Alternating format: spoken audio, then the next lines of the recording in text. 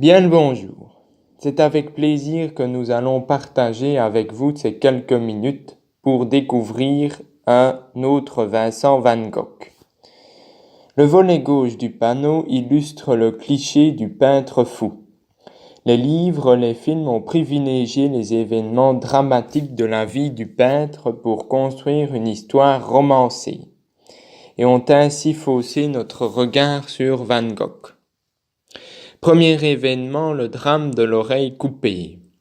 Histoire la plus connue à propos du peintre. Le tableau autoportrait à l'oreille bandée est devenu l'image la plus populaire de Van Gogh. Regardez le choix fait par le magazine Focus d'avril 2019 pour présenter le nouveau film consacré à la vie et à l'œuvre de Van Gogh. Deuxième événement, son suicide, illustré ici par la photo du revolver Le Faucheux 7 mm, type d'arme utilisée par le peintre. Quant à l'article du soir du 4 avril 2019, il annonce la vente aux enchères du revolver dont se serait servi Vincent. Estimation du prix de vente 40 000 à 60 000 euros. Troisième événement, la pétition d'Arles, qui est un acte de malveillance de quelques personnes pour expulser le peintre de la maison jaune qu'il occupait. Nos esprits sont imprégnés de ce cliché du peintre fou, mais les illustrations du volet droit du panneau font apparaître une image plus nuancée du peintre. Un Van Gogh intelligent, cultivé et lucide.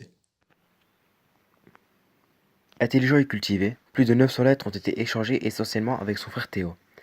C'est une correspondance d'une grande qualité littéraire.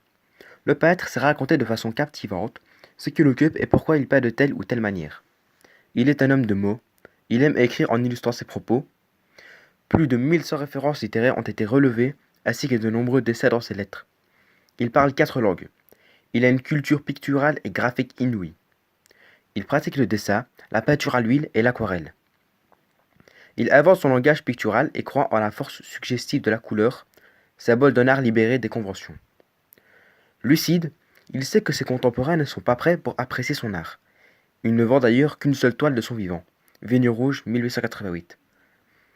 Ces illustrations vous auront-elles permis de vous purger l'esprit du cliché du peintre fou? Suivez-vous l'avis du peintre Garouste, souffrant de démence, pour qui Van Gogh a réussi, malgré sa maladie, à créer une œuvre abondante et novatrice, et non pas à cause de sa maladie? Nous espérons vous avoir convaincu. Nous vous remercions pour votre écoute.